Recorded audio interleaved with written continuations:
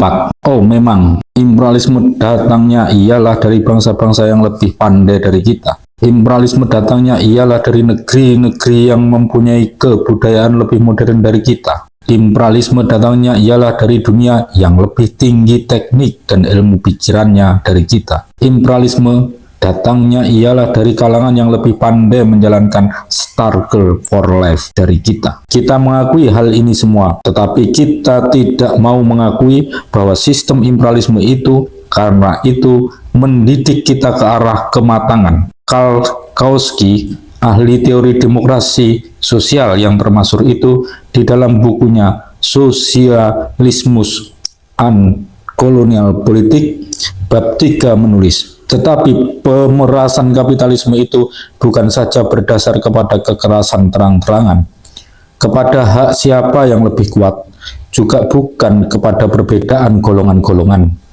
tapi kepada kemerdekaan dalam pergaulan hidup dari individu yang menjadi tidak merdeka. Oleh karena pihak yang satu tidak mempunyai apa-apa, sedang pihak yang lain memiliki semua alat-alat produksi untuknya sendiri.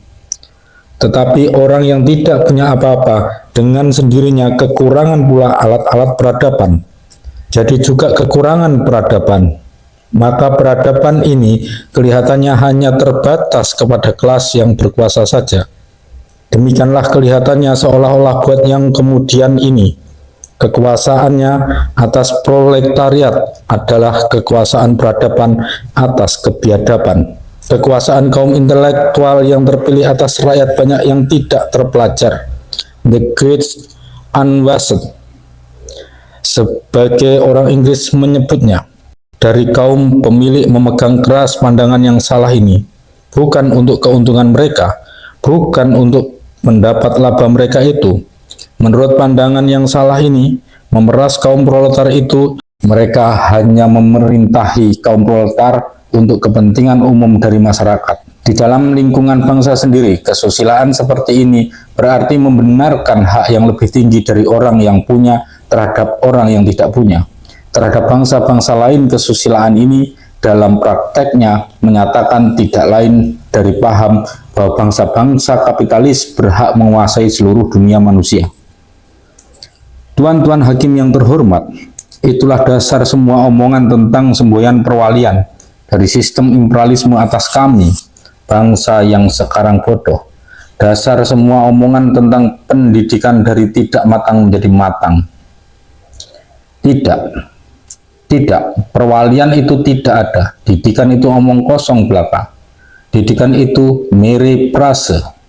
Kalau bangsa Indonesia ingin mencapai kekuasaan politik, yakni ingin merdeka, kalau bangsa kami itu ingin menjadi tuan di dalam rumah sendiri, maka ia harus mendidik diri sendiri, menjalankan perwalian atas diri sendiri, berusaha dengan kebiasaan dan tenaga sendiri. Dari sistem imperialisme ia tidak mendapat pertolongan. Dari sistem imperialisme ia malahan hanya akan mendapat rintangan. Sudah semestinya kaum imperialisme itu merintang-rintangi tiap-tiap usaha kami ke arah kedewasaan. Sudah semestinya kami dialang-alanginya di dalam kami punya perwalian atas diri sendiri, dimaki-maki, dimintakan hukuman, dimintakan pembuangan, dimintakan tiang gantungan sebagai dulu New Van den Dax memintanya. Oleh karena itulah, tuan-tuan hampir saben minggu, saben hari membaca cacian dan makian dari pihak AID, Depreak, Airbot, atau Javabot, atau di Lokomotif, atau Surabaya Handelsblad kepada alamat kami, membaca hasutan-hasutan yang sampai mencoba mempengaruhi keadilan putusan tuan-tuan di dalam proses ini. Tuan-tuan hakim, itu begitu logis, itu begitu vanzelfsprekend, itu memang semestinya.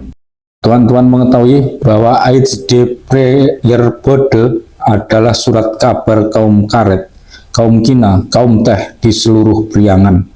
Tuan-tuan mengetahui bahwa Surabaya Handelsblad adalah surat kabar kaum gula. Tuan-tuan mengetahui bahwa Neus van der Dak adalah surat kabar kaum dagang di Kali Besar. Tuan-tuan mengetahui bahwa semua surat kabar yang reaksioner itu adalah surat kabar kaum imperialisme yang kami musuhi itu. Bahwa jeritan-jeritan yang mencaci maki kaum pergerakan itu ialah jeritan orang-orang takut akan kebakaran gedung hartanya, takut terancam dividennya, takut terancam keselamatan perusahaannya yang menghasilkan kekayaan berjuta-juta itu. Tuan-tuan mengetahui hal itu semuanya, dan oleh karenanya tidak khawatirlah kami akan apa dituliskan oleh Mr. Hitler dalam buku Drag per Freiheit, seri Pro and Contra, tentang kemungkinan bahwa kekuasaan hakim kena pengaruh oleh pendapat umum adalah suatu kemungkinan yang berbahaya. Dan percayalah kami bahwa tuan-tuan akan menjalankan keadilan dengan tidak kena pengaruh hasutan-hasutan surat-surat kabar yang benci kepada pergerakan itu tadi.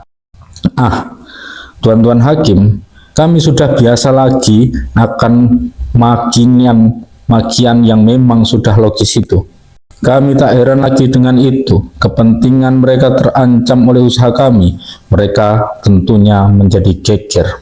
Prof. Snox Hurgronse menulis, kaum majikan telah mengadakan organisasi yang kuat dan mendapatkan jaminan bantuan dari orang-orang yang licin lidahnya dan tajam penanya untuk dengan jalan propaganda yang luas, bukan saja menghilangkan segala keraguan-raguan terhadap berkah-berkah, yakni berkah-berkah kapital partikuler, tapi juga untuk memerangi dengan hebatnya orang-orang yang ragu-ragu itu.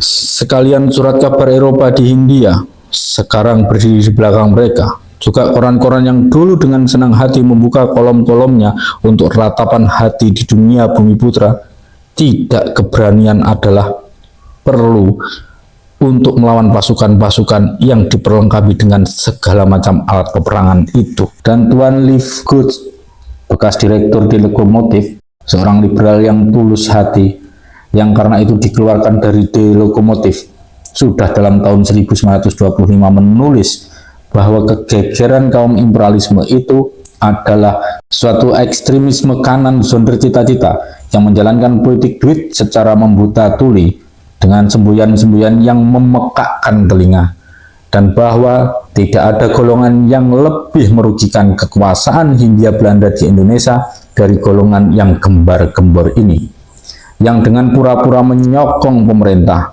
memukul kanan kiri untuk merebahkan segala yang mengancam kepentingan yang sempit. Lokomotif 5 November 1925.